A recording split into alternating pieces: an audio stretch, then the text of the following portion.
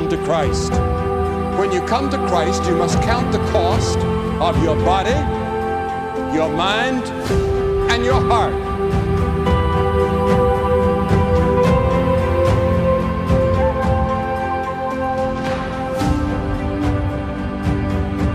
I want to be a new person. I want Christ to walk with me, to be with me. I give him my heart, my mind, and my body.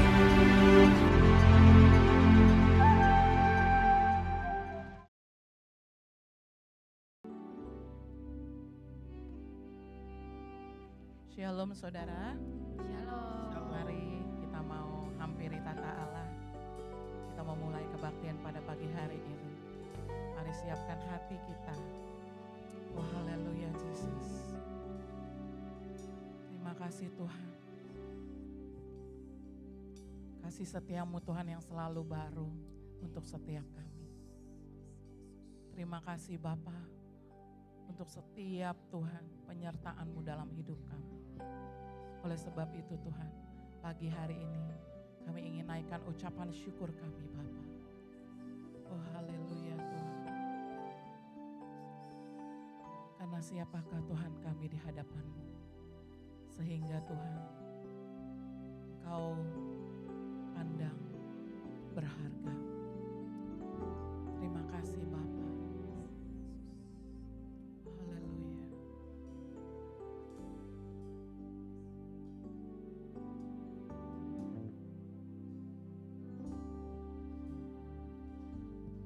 Kasih setiamu yang ku rasakan lebih tinggi dari langit biru. Kebaikan-Mu yang telah Kau nyatakan lebih dalam dari lautan.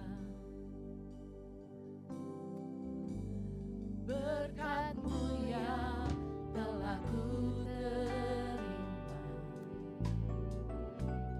sempat membuatku terpesona. Apa yang tak pernah ku pikirkan, itu yang Kau sediakan bagiku. Siapakah aku ini Tuhan? Jadi biji mata-Mu. Dengan apakah ku balas Tuhan selain puji dan sembahkan.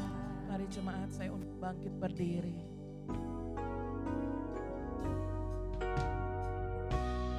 Kasih setiamu yang ku rasakan lebih tinggi dari langit biru. Kebaikan-Mu yang telah Kau nyatakan lebih dalam dari lautan. Berkat-Mu Tuhan yang telah kami terima. Berkat-Mu yang telah ku terima sempat membuatku terpesona. Apa yang tak pernah ku pikirkan, itu yang Kau sediakan bagiku. Siapakah aku ini? Siapakah aku ini Tuhan? Jadi biji mata-Mu. Dengan apakah ku balas Tuhan selain puji dan sembah. Siapakah aku ini Tuhan?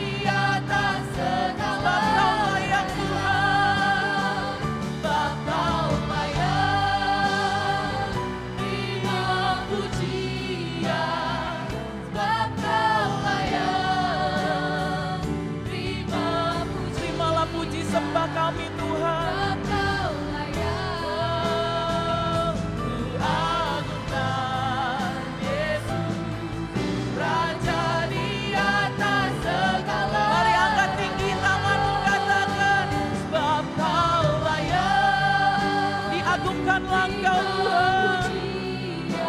Di atas pujian kami. Engkau layak.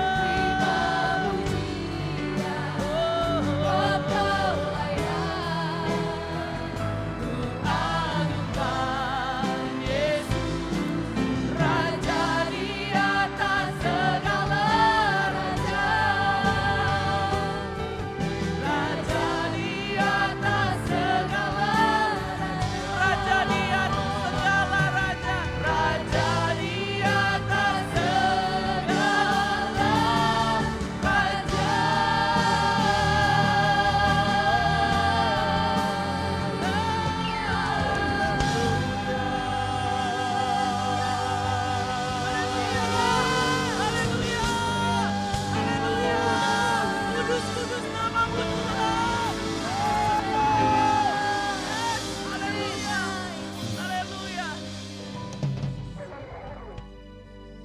Memang Kau layak Tuhan, dipuji dan disembah. Pagi hari ini kami datang Tuhan, kami bersehati Tuhan, kami ingin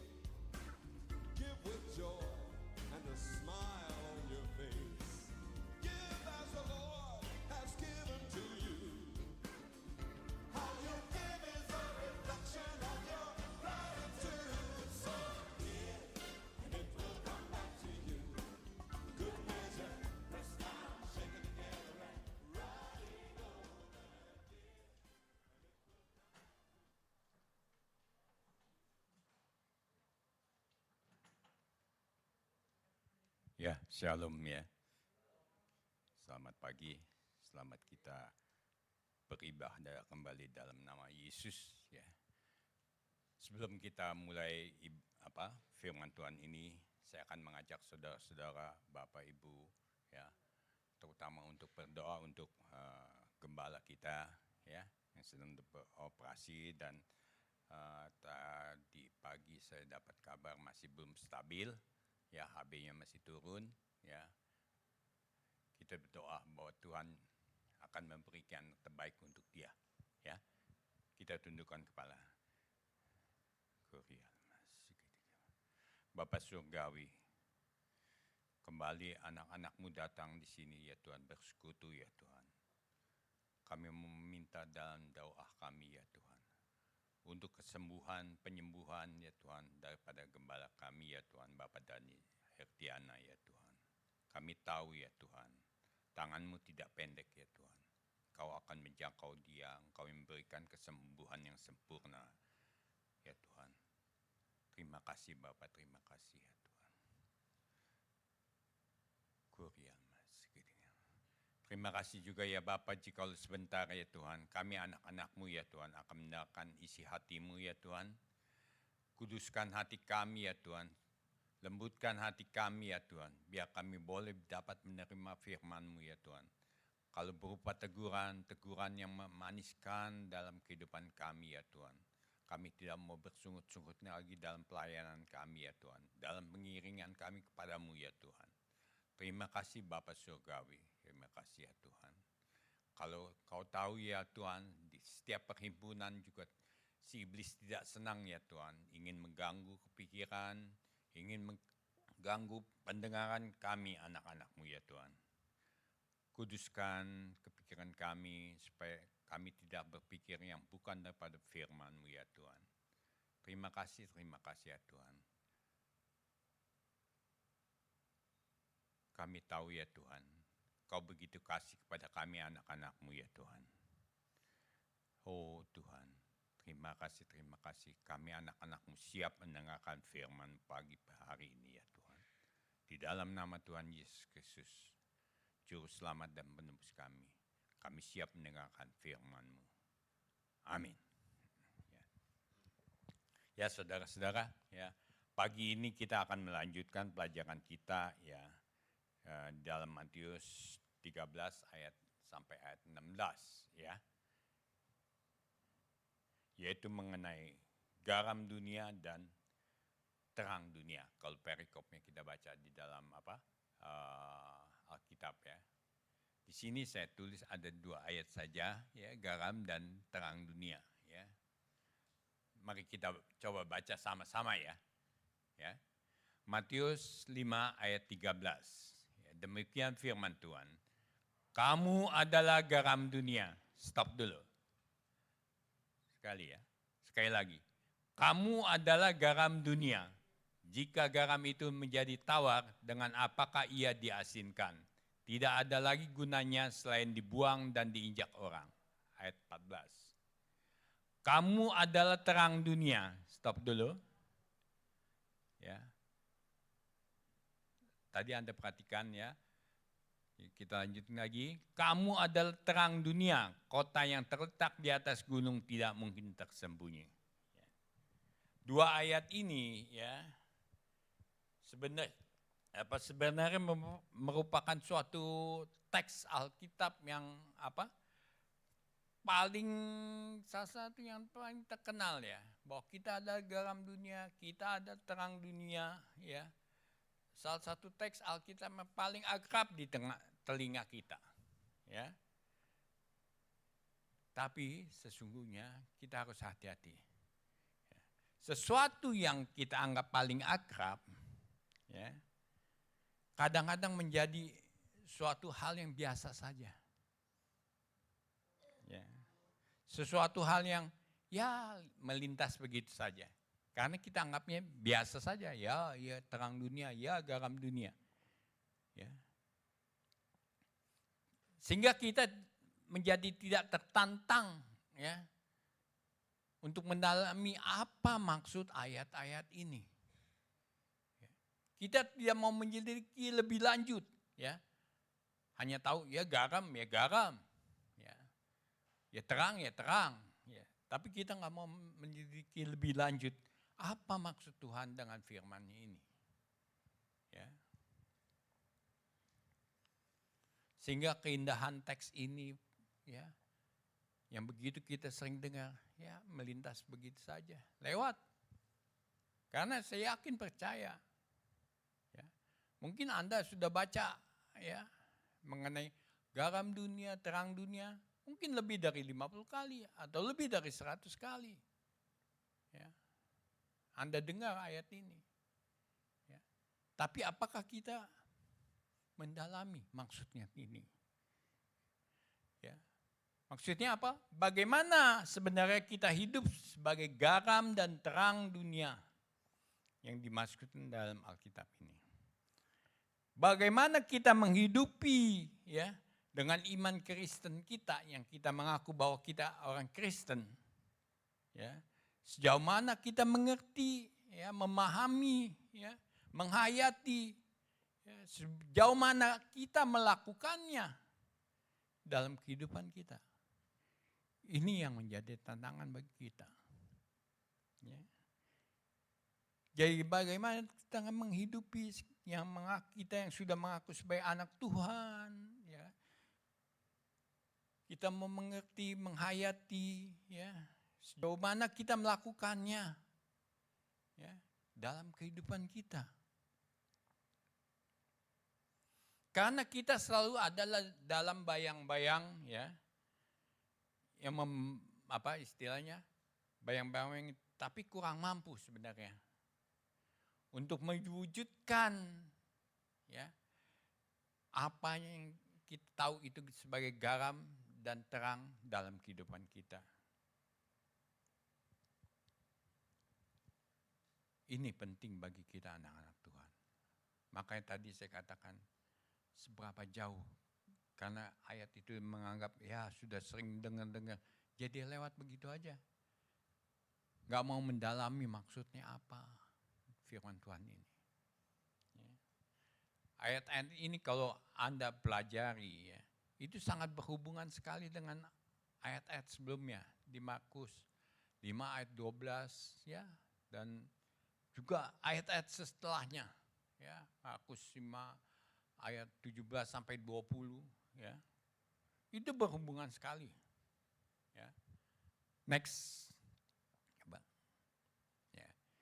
Ini satu perikop ini saya tuliskan semua ya. Di Matius 5 ayat 13 sampai 16 ya. Jelas-jelas di sini dikatakan. Sekali lagi ya, kita baca. Kamu adalah garam dunia. Jika garam itu menjadi tawar, dengan apakah ia diasinkan? Tidak ada lagi gunanya selain dibuang dan diinjak orang. Ayat 14. Kamu adalah terang dunia.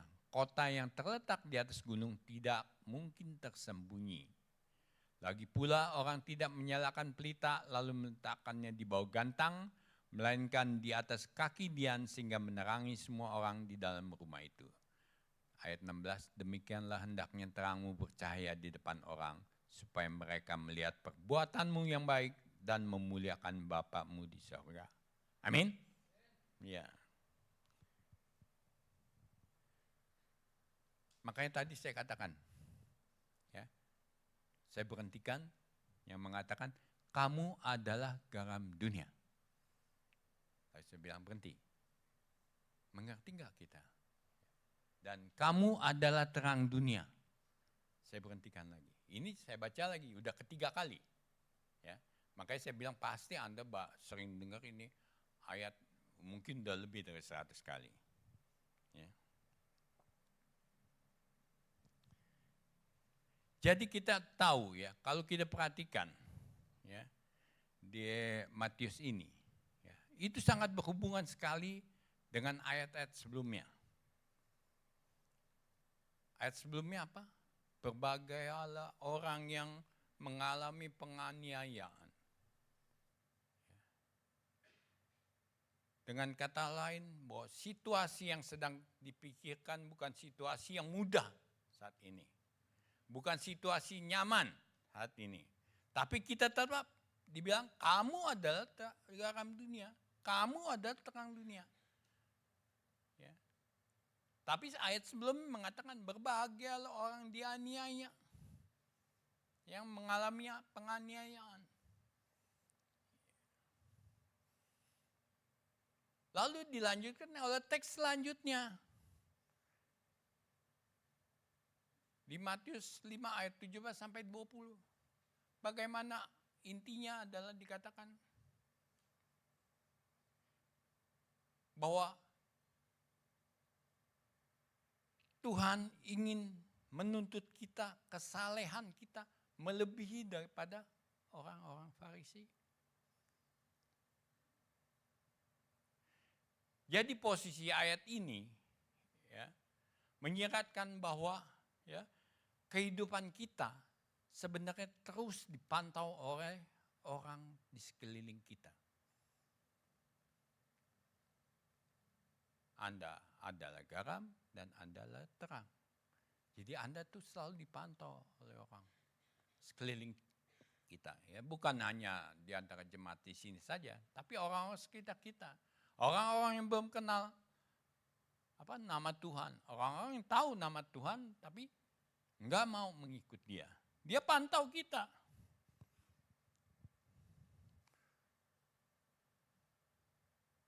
Makanya saya katakan, ya, tugas kita itu berat untuk menjadi garam dan terang dunia ini. Memang berat. Karena kita diminta untuk bisa memberikan dampak yang positif sebagai garam, dan kita juga dipantau kehidupan kita yang sehari-hari dilihat ya, harus menjadi terang.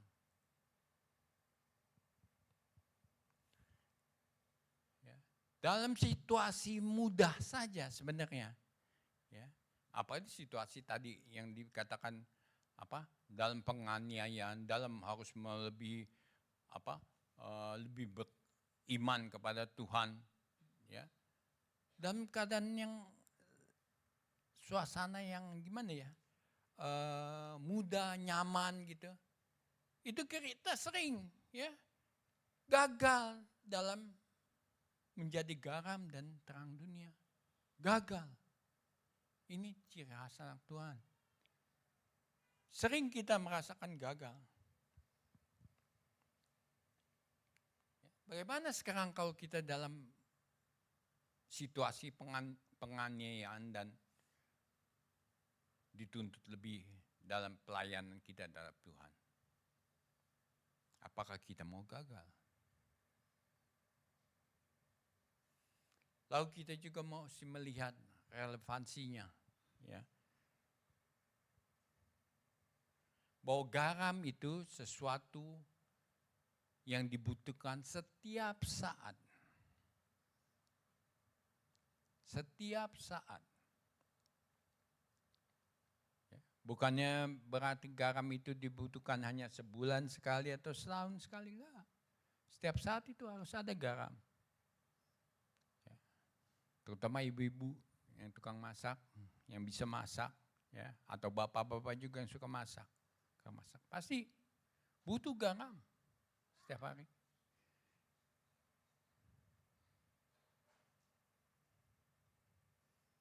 Setiap hari orang membutuhkan garam. Ya. Ya kalau kita lihat baca Perjanjian Lama, ya. Garam itu dibutuhkan banyak macamnya, ya. Untuk persembahan aja perlu dibutuhkan garam. Ya. Untuk masak, untuk pengobatan, untuk pergaulan, ya, pertemanan, butuh garam. Tapi tadi dikatakan, ya, kalau garam itu sudah menjadi tawar, dengan apa diasinkannya? Nggak bisa lagi. Saya tahu yang namanya garam itu pasti asin. Pasti asin. Tidak mungkin tidak asin. Bentuk garam itu pasti asin. Ya kalau garam masak, unsur kimianya misalnya NaCl, mungkin anak SMA tahu ya. Natrium klorida, rasanya asin. Ya. Ada lagi garam lain, bentuknya garam ya, istilahnya KCl, kalium klorida. Rasanya asin juga, cuma agak sedikit pahit. Ya. Tapi asin dasarnya. Dan nggak mungkin NaCl itu jadi tawar. Saya nggak pernah merasakan itu. Ya. Dan dulu praktek kimia juga jadi NaCl.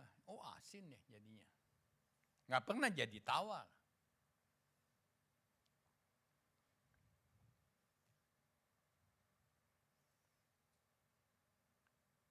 Jadi ya dalam konteks spesifik ini, bahwa kita harus sebagai garam dan terang dunia, ya, berlaku secara universal, ya, permanen, ya.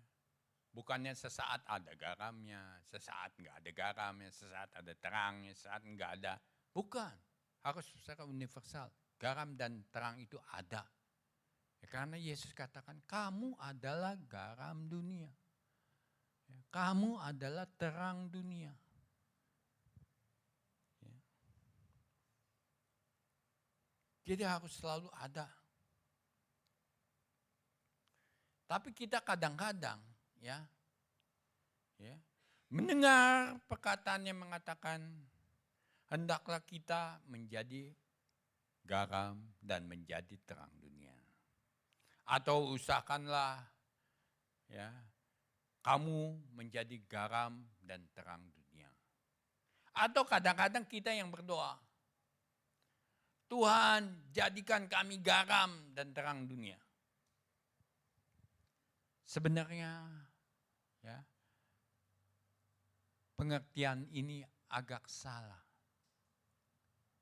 Karena Yesus sudah katakan, ya, bukan jadikan lagi.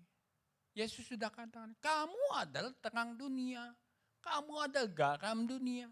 Jadi benar-benar memang sudah ada di dalam kita bahwa kita adalah garam dan terang. Bukannya kita dalam proses menjadi garam atau proses menjadi terang lagi. Tapi kita sudah yang mengaku anak Tuhan, itu sudah harus merasakan bahwa memang saya garam dan saya terang. Ya. Kita harus mengakui itu. Kita harus meyakini itu. Bahwa saya garam dan terang dunia. Bukannya menjadi gelap, bukan menjadi tawar. Tapi kita harus meyakini itu. Bahwa saya adalah garam dan terang dunia. Karena bukannya kita yang mengatakan. Tapi Yesus mengatakan.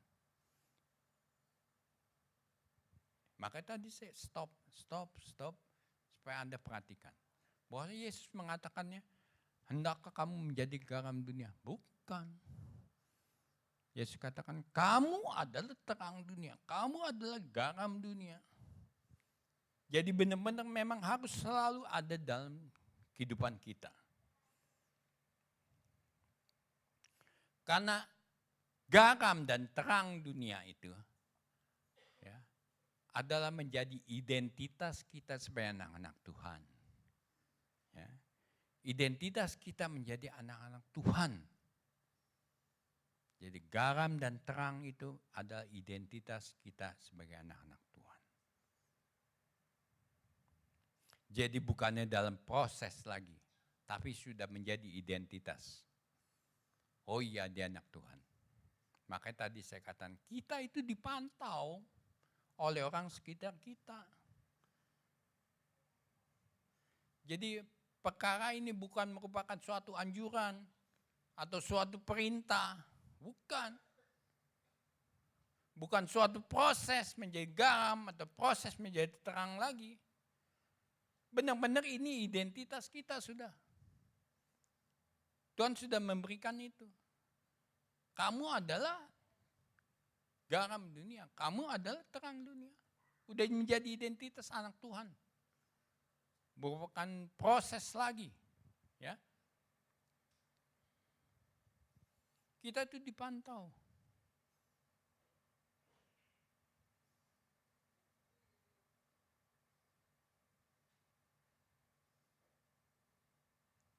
Sekarang yang menjadi pertanyaan bagi kita, anak-anak Tuhan. Bagaimana kita harus bersikap ya, dengan kita sudah memegang identitas itu sebagai garam dan terang dunia. Bagaimana kita harus bersikap? Kalau kita perhatikan 8 ayat sebelumnya yang berkata berbahagia. Saya kadang-kadang kalau membacakan untuk firman Tuhan ini, saya baca ke atas dulu ayatnya, ke bawah lagi saya baca, lalu saya cari lagi yang berhubungan. Ya. Konteksnya apa sebenarnya? Ya. Bahwa garam dan terang dunia makanya ditaruh di antaranya. Ya. Di ayat sebelumnya yang berkata berbahagialah, berbahagialah, berbahagialah. Dan sesudahnya untuk kita lebih mendalami iman kekristenan kita lebih daripada bangsa Farisi. Jadi berhubungan sekali dengan 8 ayat yang sebelumnya. Kalau kita menjadi garam dan terang dunia, maka ayat itu akan terjadi ya, di dalam ayat sebelumnya. 8 ayat sebelumnya itu. Saudara bisa baca dari Matius 3 sampai Matius 5 ayat 3 sampai 12 ayat sebelumnya. Itu terjadi semua. Identitas itu kelihatan. Oh, begini. Dalam penganiayaan juga harus sabar. Ya. Itulah garam dan terang dunia.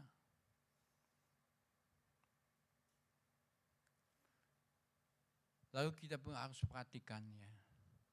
Kenapa ya, Yesus berfirman itu menjadi garam dan terang dunia.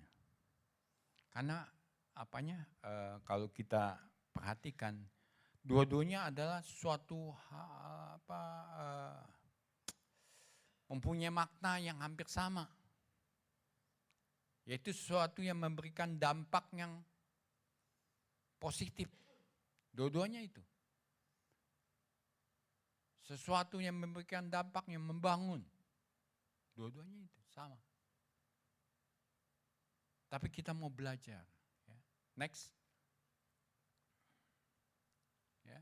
Saya coba indikan ya perbedaan cara kerja antara garam dan terang itu.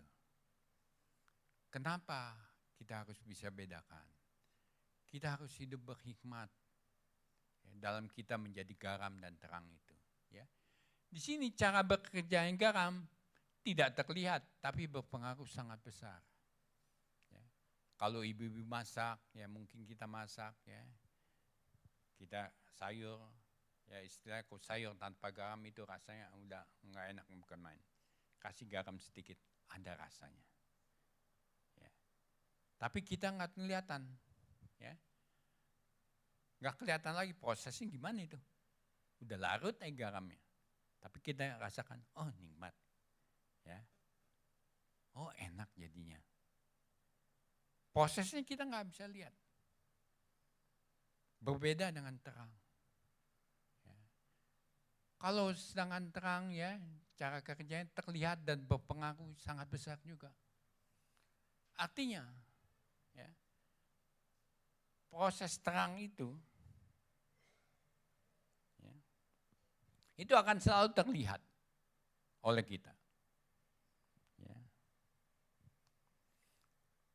Karena terang itu lawannya adalah gelap. Terang itu lawannya gelap. Kalau ada terang nggak mungkin ada gelap. Kalau terang udah masuk nggak ada gelap lagi. Karena apa? Definisi gelap adalah ketiadaan terang. Ya. Jadi kalau ada terang masuk, gelap hilang.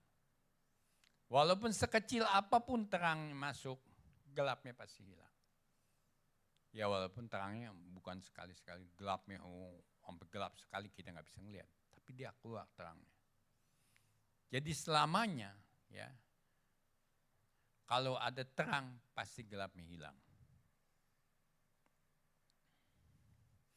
Jadi kalau sudah ada terang, gelap mau masuk, silakan aja, nggak mungkin. Nggak mungkin jadi gelap lagi karena sudah ada terangnya. Ya. Dan terangnya itulah yang dipantau kita sebagai anak Tuhan, sebagai terang. Kita kelihatan terus, oh ini dia nih. Oh ini dia yang ngaku anak Tuhan. Kelihatan terus, berbeda dengan tadi garam. Dia memberikan dampak yang besar memang. Tapi nggak kelihatan caranya bagaimana.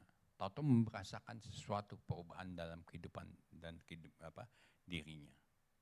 Ya.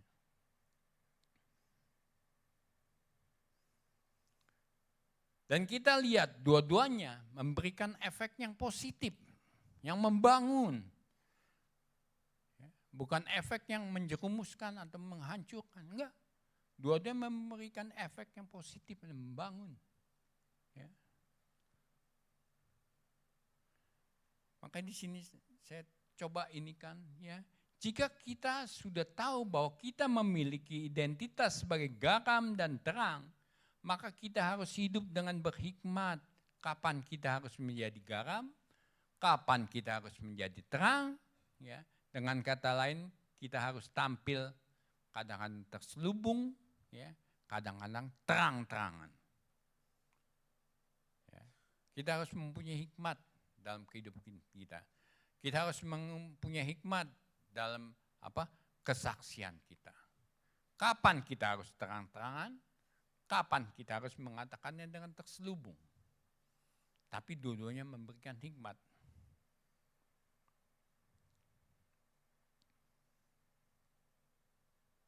Karena tadi dikatakan garam prosesnya nggak kelihatan. Toto rasanya udah beda aja. Tadinya tawar jadi asin. Jadi bisa dinikmati. Ya. Kalau terang, ya tadi gelap, dikasih senter atau pelita jadi terang. Kelihatan terus kita, oh ini jadi terang terus. Itu. Contohnya gampang misalnya, kita dalam misalnya lulus SMA atau ya kesaksian anak-anak muda lah. Kita bersaksi ya dalam misalnya studi tour lah ya. Ya dalam studi tour misalnya, ya kita kan campur dalam sekolah itu, ada yang agamanya Kristen atau agamanya yang di sana, di luar. Yang di luar kepercayaan kita. Toto kita berdiri, ya kan? Toto kita bersaksi. Kamu, ya kan, saudara-saudara, kalau nggak percaya Tuhan hari ini pun, nanti Anda masuk neraka. Apakah itu suatu kesaksian? Apakah itu suatu penginjilan? Enggak, saya katakan enggak. Ya. Di mana Anda menetapkan posisi Anda? Kita harus tahu saat itu, ya, kalau kita mau bersaksi, bersaksilah yang baik. Gunakan apa? Tadi kita mau melihatkan bahwa saya ada terang. Ya, saya bersaksi terang-terangan di situ. Orang nggak semuanya suka. Ya, seakan-akan orang menjadi terhakimi.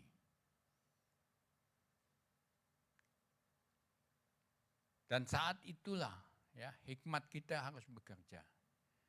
Kalau kita dalam study tour misalnya dalam berstudi saya katakan, ya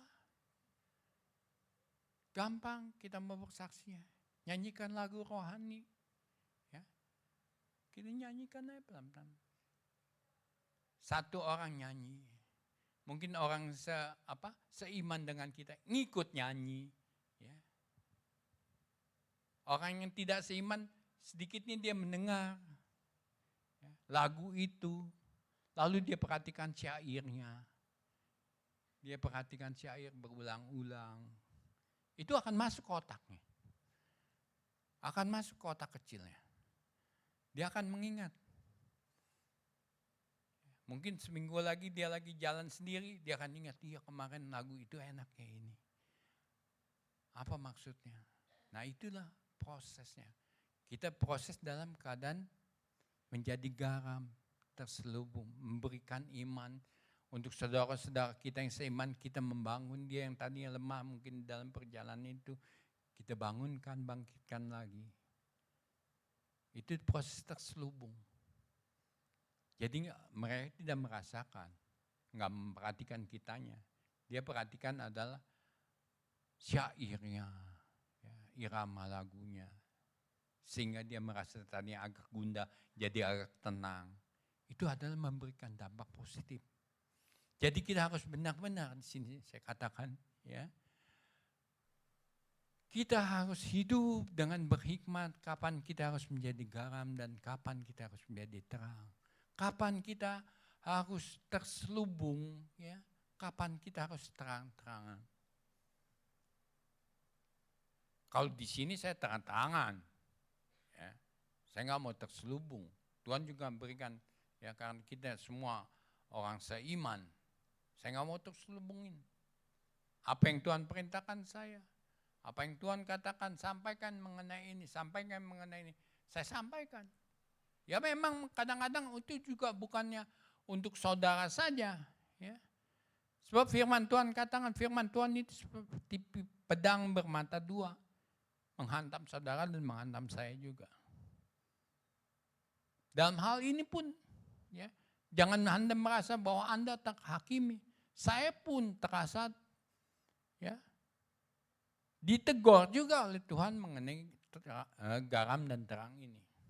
Kenapa saya nggak bisa melakukannya? Suatu saat saya merasa, nggak mungkin. Ya, kenapa saya nggak bisa? Itu teguran bagi saya juga. Jadi kita jangan merasakan, ya, kita selalu terhakimi dalam kita mendengarkan firman Tuhan. Kita harus merasakan bahwa sesungguhnya Tuhan begitu kasih kepada kita. Sehingga kita menjadi garam dan terang dunia ini.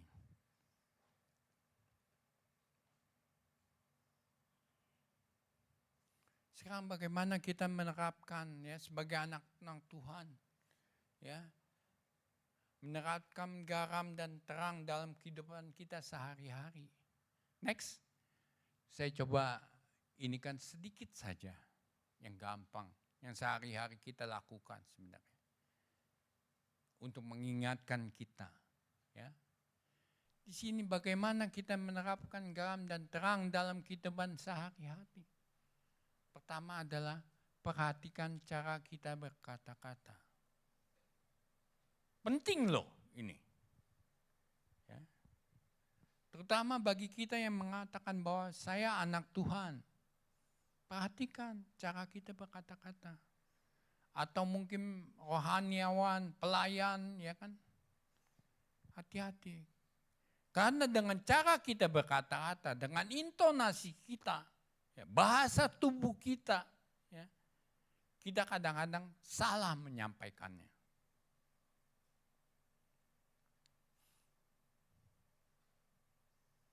Jika kita menyampaikan sesuatu yang salah, maka efeknya adalah salah. Ya, dari intonasi aja misalnya, ya saya parkir mobil, ya kan, yang ngurusin parkir mobil saudara Popi misalnya, ya kan, dengan mengatakan, Popi sini, ini geser dong mobil, saya mau keluar nggak bisa nih, tolong. Ya, intonasinya beda. Seakan marahi si Popi. Bagaimana sih caranya? Ya, ngatur parkir nggak bisa. Intonasinya begitu. Ya, menyalahkan orang. Dia merasa terhakimi. Berbeda dengan intonasi yang kalau kita katakan, Pop, tolong dong. Ya, saya mau keluar nih, mobil ini ngalangin. Beda kan? Yang satu bilang, Popi sini, ini gimana nih, mobil ngalangin orang mau pulang gak bisa ini nih. Nah itu indah sih. Dengan bahasa tubuh pun begitu. Mulutnya halus tapi pergerakan badan mengkonotasikannya suatu hal yang menghakimi seseorang. Itu salah satunya, bahwa kita menerapkan garam dan terang. Jadi kita harus perhatikan cara kita berkata-kata. Kadang-kadang ya dari perkataan itu juga orang-orang tadi saya katakan memperhatikan kita. Ya. Karena suara kita, ya, perkataan kita yang tidak berkenan. Ya, orang kan bilang, kok yang aku anak Tuhan ya, masih mengatakan hal-hal yang demikian.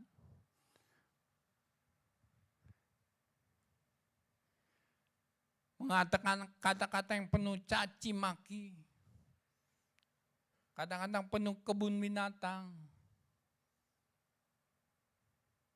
Intonasinya marah-marah. Ya kan? Sebenarnya bisa dengan lemah lembut. Nah disitulah. Kalau kita melakukan hal salah, maka kita akan tidak menjadi garam dan tidak menjadi terang. Yang seharusnya sudah menjadi identitas kita, tadi saya katakan. Yang seharusnya sudah melekat dalam kehidupan kita. Bahwa saya adalah garam, saya adalah terang. Tapi dengan intonasi segala perkataan-perkataan yang bukan menjadi pertanyaan besar bagi orang-orang di luar sana. Kamu anak Tuhan bukan sih? Ya. Demikian juga yang kedua. Perhatikan kita cara mengambil keputusan, cara kita mengambil keputusan. Cara anak Tuhan dalam mengambil keputusan dalam suatu perkara, ya, itu akan selalu berbeda. Ya, akan selalu berbeda. Misalnya Anda, ya, sebagai pimpinan atau sebagai karyawan dalam suatu perusahaan, ya. Saya tahu, ya, terutama dalam hal bidang kontraktor, ya, banyak yang melakukan tipu-tipu sedikit. Toh nggak masalah, orang nggak lihat. Ya, bisnis yang sedikit tipu-tipu sedikit. Ya, misal menurunkan kualitasnya sedikit. Kita tahu ya, terutama yang ada kontraktor ke sini? Enggak ada ya? Hah? Ya. Kalau Anda membeli besi profil, ya, Anda akan ditanya. Sebenarnya ada standarnya, itu udah standar ya. Besi profil 100, tebal ininya sekian, ininya sekian, berat per 6 meternya sekian. Anda akan ditanya, Pak, mau yang standar KS, mau yang standar Garuda, apa Cakra Tunggal? Kenapa memang? Ukurannya beda, Pak. Ukurannya beda. Maksudnya, ya kalau KS itu masih mendekati, oke, masih masuk toleransi dari standar yang ditentukan.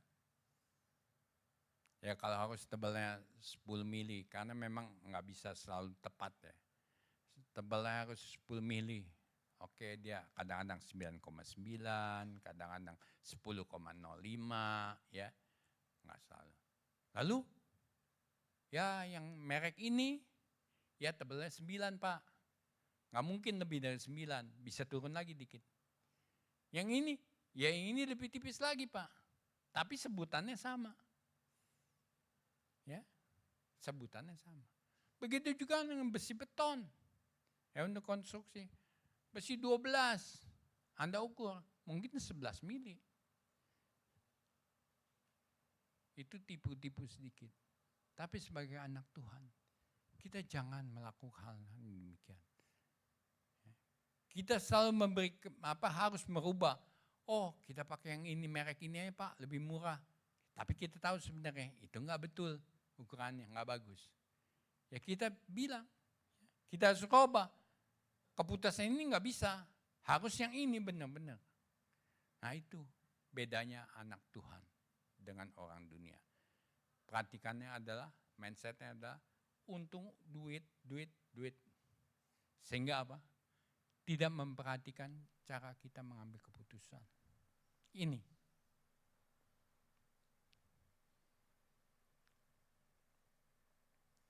Lalu juga yang ketiga dikatakan apa? Perhatikan sikap kita dalam memandang menyikapi segala sesuatu.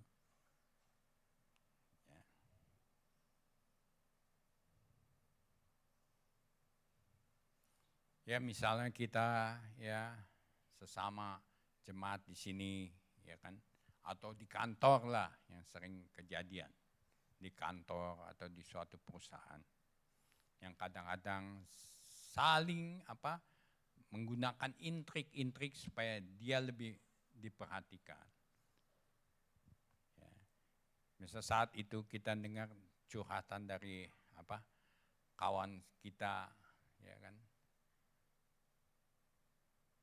Begitu dia mengeluh ya, karena saat itu ya dia agak ditegur oleh bosnya, ya, karena sebenarnya itu bukan kesalahan penuh dia, ya, bukan kesalahan penuh dia, tapi bukannya nggak salah, dia ada salah juga, tapi bukan kesalahan penuh dia, tapi dengan intrik, ya kan, isu-isu fitnah, ya sehingga dia ditegur oleh bosnya.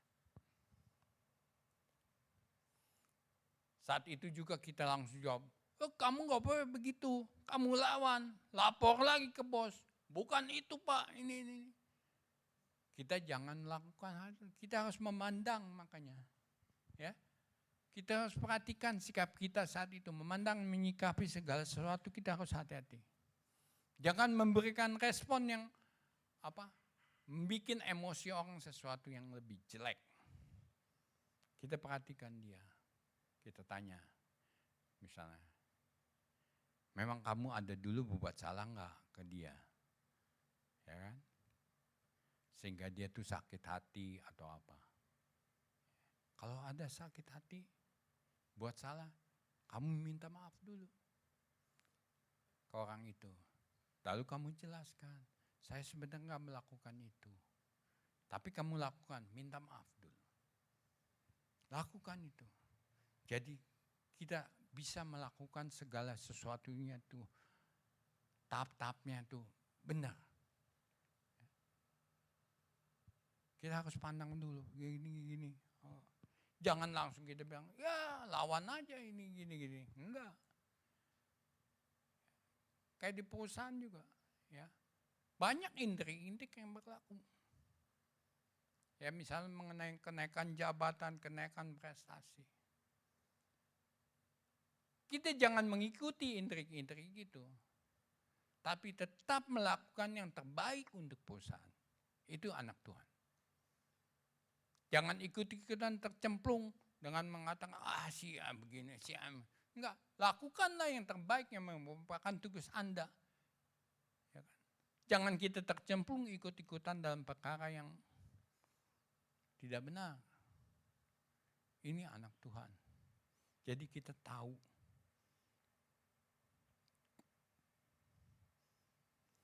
Ya. Perusahaan juga melihat prestasi Anda. Kalau Anda benar-benar melakukannya dengan terbaik, pokoknya hasil yang terbaik, pasti perusahaan juga perhatikan. Walaupun di luarnya ada intrik-intrik, perusahaan itu pasti melakukan penilaian yang benar. Ya.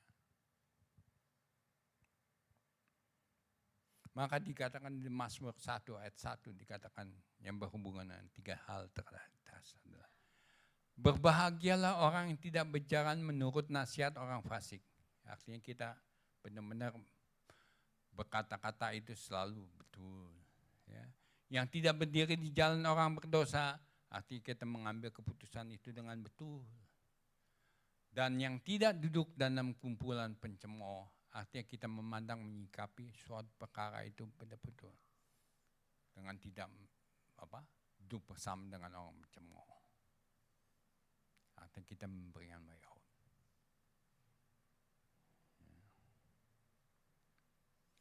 Dari pelajaran di atas, ya, bahwa kita bersaksi, ya, bahwa kita adalah menyaksikan kita adalah garam dan terang dunia. Yesus katakan, ya, kamu adalah garam dunia, kamu adalah terang dunia. Jadi benar-benar kita harus bersaksi bagi Tuhan melalui kehidupan kita sehari-hari. Tadi seperti tadi saya katakan, kamu tuh dilihat dalam perkataanmu, dalam sesuatu yang membangun dampak positif enggak? Kadang-kadang kita merasakan, aduh, saya tuh kurang diperhitungkan. Kadang-kadang mungkin lebih parah lagi. Saya mah nggak diperhatikan lah. Ya. Sebagai apa yang kita telah lakukan sebagai garam dan apa yang telah kita lakukan sebagai terang, kita kadang-kadang merasa, aduh saya mah nggak diperhatikan, saya mah nggak ini kan, ya, kurang diperhitungkan.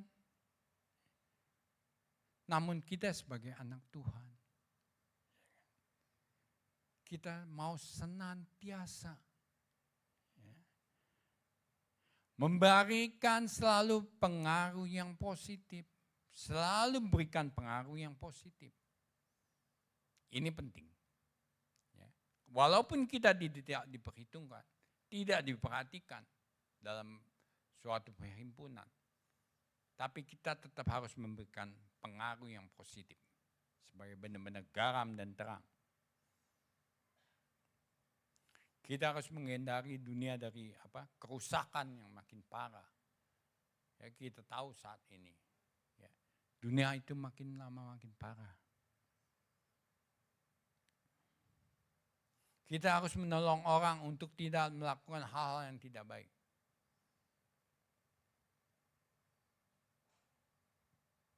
Jadi benar-benar kita harus menjadi saksi Kristus bahwa kita sebenarnya adalah garam, ya, yang tidak menjadi tawar setiap saat, dan kita menjadi terang yang selalu membuat gelap menjadi terang. Di ayat 14 tadi dikatakan, ya kan, jangan biarkan cahayamu, ya, tersembunyi, ya, berkenaan dengan hal ini, ya. Orang menyalakan pelitanya ditaruh di bawah gantang. Tahu gantang? Orang dulu pasti tahu, orang zaman dulu. 1 gantang, 2 gantang ya. Dagang tuh dulu yang nggak pakai itu 1 gantang, 2 gantang nanti orang nyalain pelita di bawah gantang. Ya nggak kelihatan apa-apa sinarnya. Tapi orang mau nyalakan pelita, ditaruh di kaki Dian, ya sehingga terang semuanya.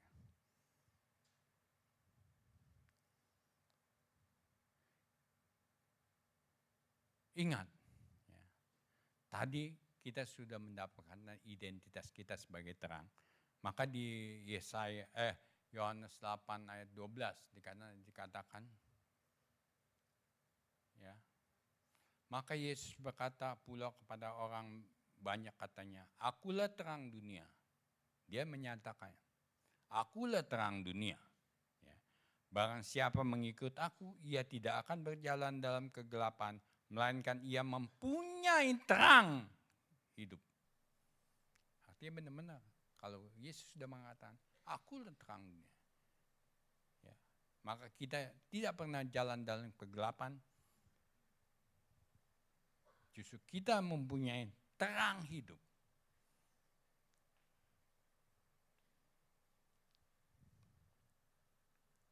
Ya. Walaupun kita saat ini, ya, pelita kita kecil nyalanya, ya, jangan merasa malu, jangan merasa minder. Latih pelitamu, bersihkan pelitamu, sehingga nyalanya besar. Karena sinar yang kecil itu dibutuhkan untuk melawan gelap itu, supaya gelap itu hilang. Walaupun kecil, kalau kita sama-sama kecil-kecil sama-sama menyalakan, jadi terang. Ya. Jadi terang. Ya. Kita lihat di sini lampu, sudah banyak ya. Coba kalau hanya nyalakan satu sini saja, apa yang terjadi? Suasananya agak redup. Tapi ada terangnya tetap. Ada terangnya. Gelapnya enggak ada. Ada terangnya. Walaupun kecil, itu membawa dampak yang positif.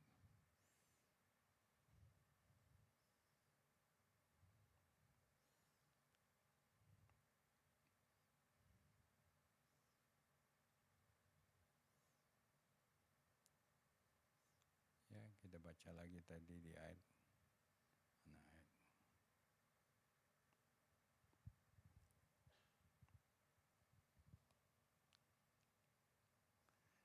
Ya. Tadi di ayat 15 dikatakan, lagi pula orang tidak menyalakan pelita itu lalu meletakkannya di bawah gantang, melainkan di atas kaki Dian, sehingga menerangi semua yang ada dalam rumah. Ayat 16 dikatakan, demikianlah hendaknya terang percaya di depan orang, supaya mereka melihat perbuatanmu yang baik dan memuliakan Bapa yang di surga. Membawa identitas kita sebagai garam dan terang ini berat. Ya, tadi dikatakan ayat 16. Orang memperhatikan. Ya, orang akan memperhatikan kita.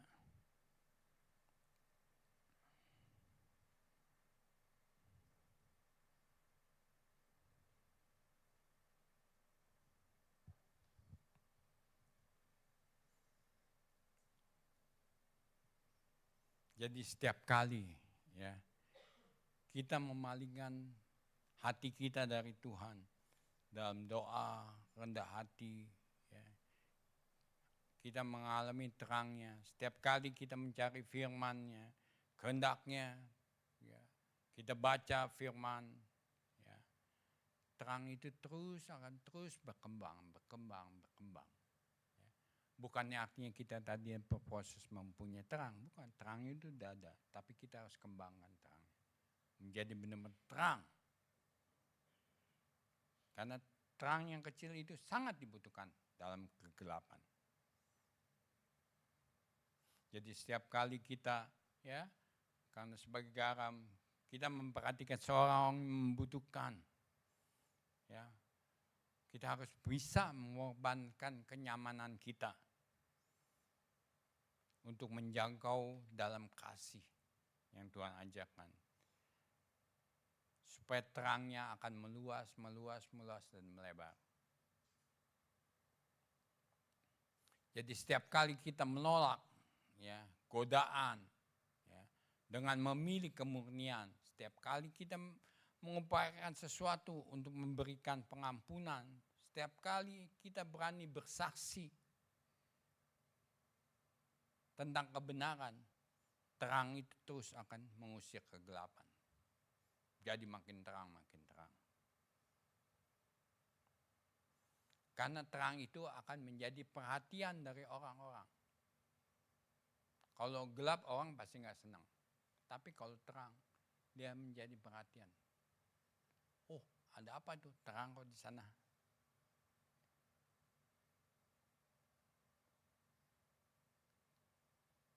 Ini yang Tuhan ajarkan kepada saya. Maka kita masing-masing ya sebenarnya datang ke bumi ini sudah diberikan menjadi garam dan terang dunia ini. Terang Kristus sudah ada di dalam kita. Kita mau mengikuti ya teladan juru selamat kita. Hidup sebagaimana dia hidup, sebagaimana dia ajarkan, ya, terang itu akan membara ya, di dalam kita dan akan menerangi jalan orang banyak. Ini penting bagi kita anak-anak Tuhan. Next. Ya, ini sebagai ayat penutup. Ya, saya mengingatkan kembali. Ya, di dalam Markus 9 ayat 50. Mengatakan di sini apa? Garam memang baik. Ya, tetapi jika garam menjadi hambar, dengan apakah kamu mengasinkannya? Hendaknya kamu selalu mempunyai garam dalam dirimu dan selalu hidup berdamai yang seorang dengan yang lain. Amin. Ya. Jadi kita di sini bilang kalau garam itu menjadi hambar, karena saya tahu garam itu nggak mungkin jadi hambar. Garam itu pasti asin. Makanya garam kalau dibilang garam hambar, ya bakal apa lagi, injak-injak orang. Dan kita harus selalu mempunyai garam. Jadi bukan proses kita cari garam, taruh sedikit, hilang lagi. Enggak, kita harus selalu mempunyai garam. Dan hidup selalu berdamai seorang dengan yang lain. Dan Matius 5 ayat 16 mengatakan, demikian hendaknya terangmu bercahaya di depan orang supaya mereka melihat perbuatanmu yang baik dan memuliakan Bapamu di sorga. Amin. Ya. Jadi terang itu harus selalu kita bawa. Makanya saya katakan itu merupakan identitas kita sebagai anak Tuhan. Bahwa kita sebagai terang, sebagai garam dan terang dunia. Identitas itu harus selalu kita bawa. Supaya kita benar-benar dikatakan di sini, ya, orang bisa melihat perbuatan kita, ya, yang mempermuliakan nama Bapa. Ini. Jadi kita benar-benar ya, saat ini, ya, kita mau meneliti, ya, mendalami lagi. Ya. Tadi saya katakan kadang-kadang ayat yang demikian sering kita dengar ya lewat begitu aja. Enggak, kita harus belajar. Memaknai apa maksudnya Tuhan dengan kehidupan saya hari ini, bahwa saya adalah tergaram dunia dan terang dunia. Apa maksud Bapa dalam kehidupan ini? Supaya saya benar-benar bisa merasakan, saya harus melakukannya. Kita tahu tadi, kita bawa. Kita harus memberikan dampak yang positif pada orang sekitar kita. Inilah tujuannya sesungguhnya. Ya, firman Tuhan tidak saya panjangkan, ya, melainkan kita ini kan kali.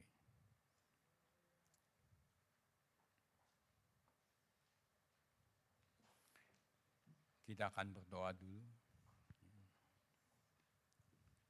Bapa surgawi, terima kasih ya Tuhan. Kalau sudah Engkau mengajar, menegur kami ya Tuhan. Kami tahu ini hanya karena Engkau begitu kasih kepada kami. supaya kami bisa benar-benar menjadi garam dan terang dalam dunia ini. Dan kami boleh membawa identitas kami sebagai anak-anak-Mu, ya Tuhan. Pakai kami selalu, ya Tuhan, sebagai saksi-Mu yang hidup, supaya apa yang menjadi kehendak-Mu terjadi dalam kehidupan kami.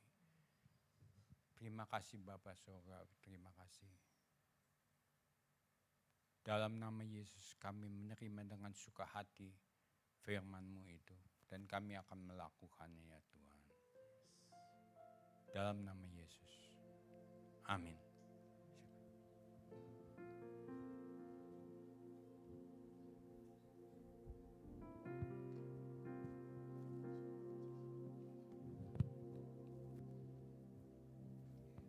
Haleluya, mari saudaraku kita bersama satu hati di dalam doa. Terima kasih Bapa, kami bersyukur Tuhan untuk pagi ini Tuhan Yesusku. Kami mau berdatang dalam hadirat-Mu berdoa Tuhan Yesusku.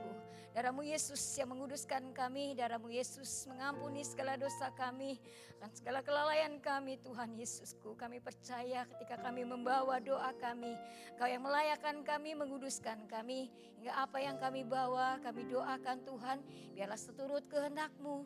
Engkau yang mendengar, Engkau yang menjawab setiap doa kami. Bapa, terima kasih untuk firman-Mu Tuhan. Kasih-Mu yang terus ada pada setiap kami.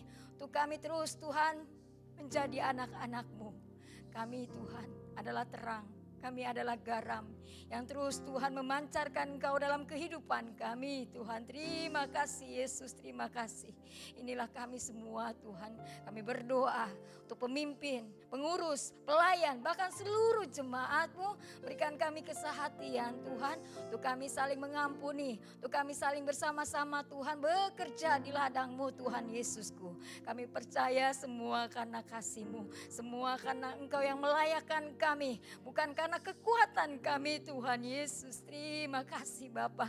Ajar kami berdiri di belakang salib-Mu Tuhan Yesusku. Jauhkan kami dari segala kesombongan.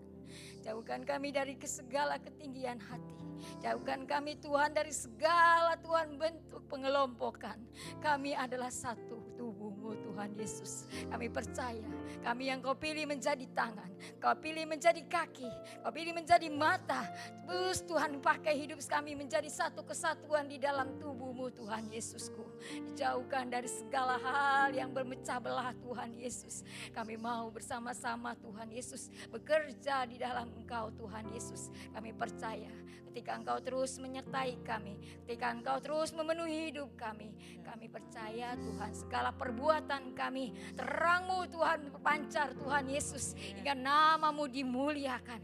Itulah janji-Mu Tuhan bagi setiap kami. Kami mau terus Kau pakai Tuhan Yesus dimanapun Tuhan, baik dalam perkataan kami, perbuatan kami, pikiran kami Tuhan Yesus, ada Engkau Tuhan di dalam hidup kami. Terima kasih, dimulialah Engkau Tuhan dalam hidup setiap kami.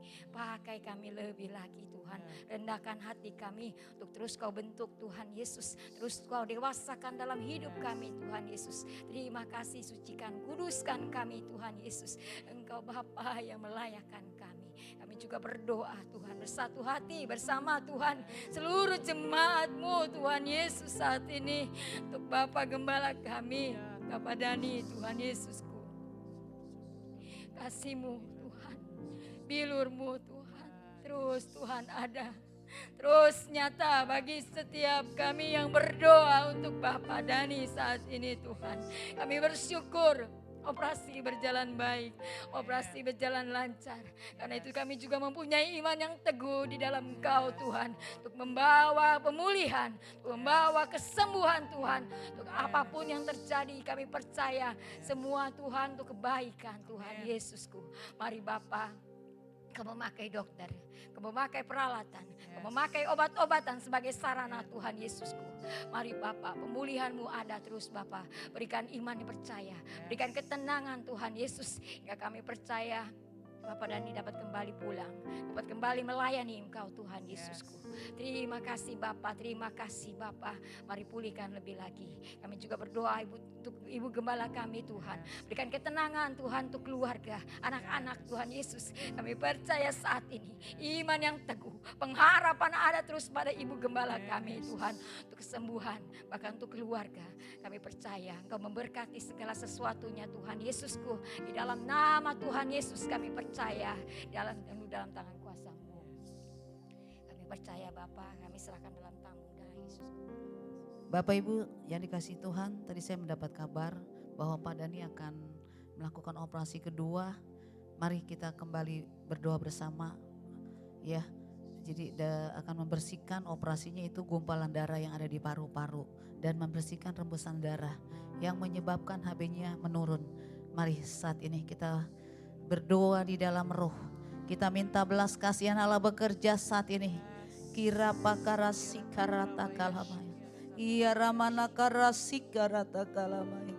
Iya ramaya ralamalaya shikaramalamalaya shikaramaya. Bapa di dalam surga, saat ini kami datang umat-Mu Tuhan, mohon belas kasihan-Mu bersama-sama.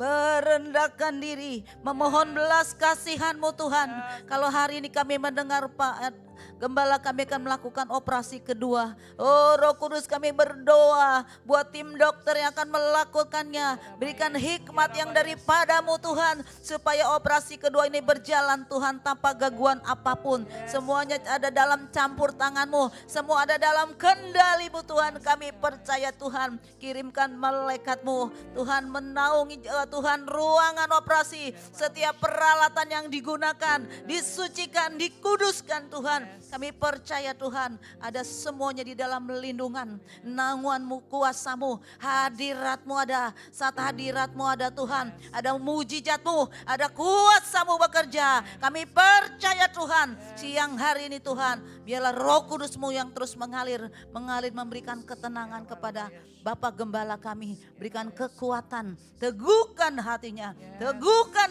Bapak. Kami percaya semuanya, biarlah Engkau yang bekerja terus di dalam kehidupan Bapak Gembala kami. Engkau yang terus Tuhan memberikan Tuhan kemampuan, kesanggupan. Kami akan melihat, kami akan mendengar Tuhan mujizat-Mu, kuasa-Mu bekerja dengan dahsyat di dalam diri Bapak Gembala kami. Dalam nama Yesus kami berdoa dan mengucap syukur. Haleluya, haleluya, amin. Amin. Baik. Sudah siap memaksimalkan fungsi kita sebagai garam dan terang dunia, amin. Amin saudara, tetap maju. Ya, mari kita mau lihat beberapa pengumuman.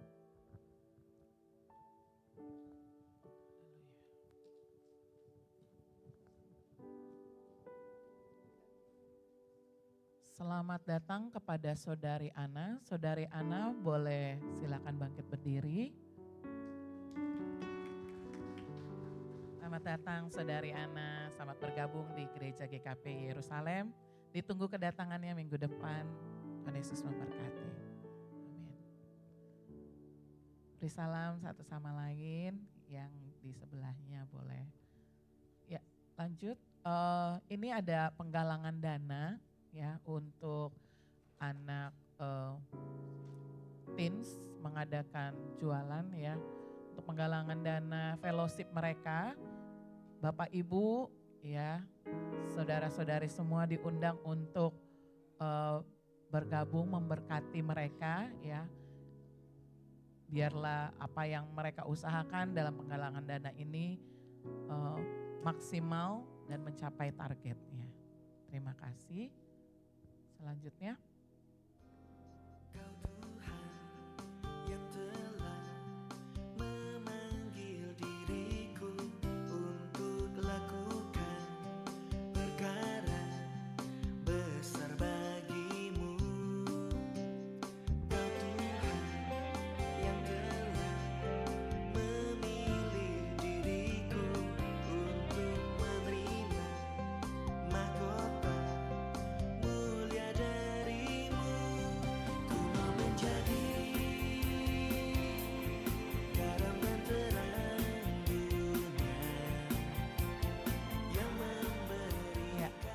Bapak Ibu, untuk Bapak Ibu saudara-saudari yang belum mengikuti SPK, saya undang untuk mengikuti ya berpartisipasi untuk modul 1 SPK pemenang.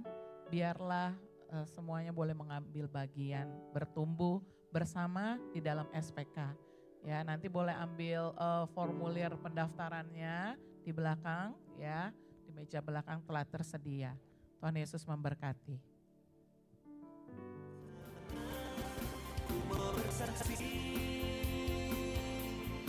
Dimanapun ku ada, kaulah jawaban bagi dunia.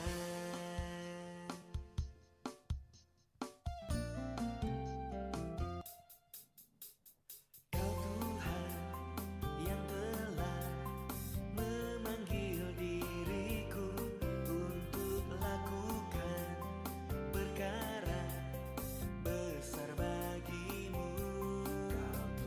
Kau Tuhan yang telah memilih diriku untuk menerima mahkota mulia darimu.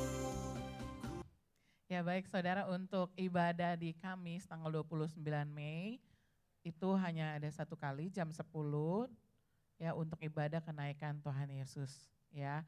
Bagi saudara-saudari mungkin yang ada yang enggak ibadah, tolong dikasih tahu ya melalui grup ataupun esi-esi yang ada ya. Terima kasih. Garam dan terang dunia yang memberikan arti bagi sesama. Ku mau bersaksi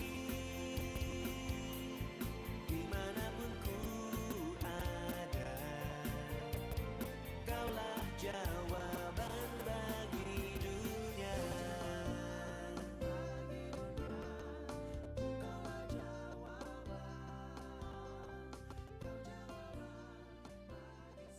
Amin.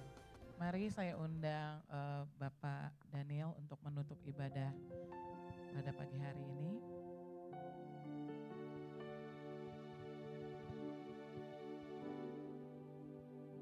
Saya undang juga jemaat untuk bangkit berdiri. Yesus.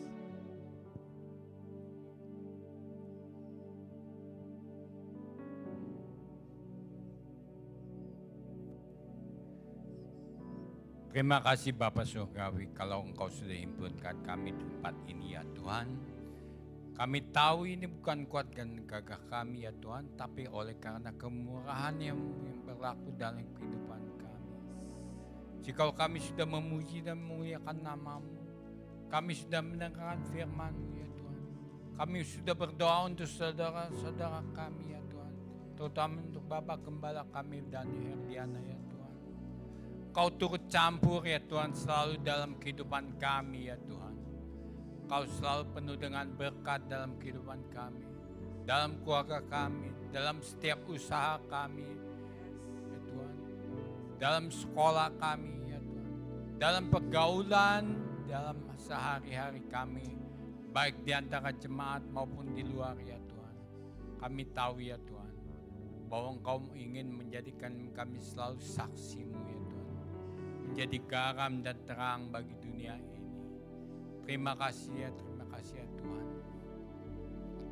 Saudara-saudaraku dalam Tuhan Yesus Kristus, jika kita sebentar akan kembali ke rumah tangga kita masing-masing saat ini, kami tahu ya Tuhan, Engkau akan selalu memberikan berkat kepada kami.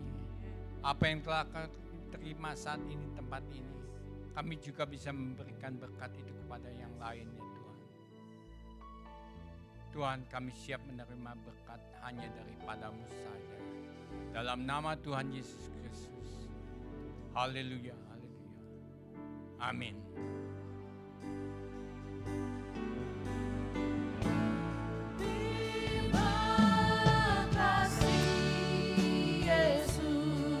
Kami naikkan ucapan syukur kami Tuhan.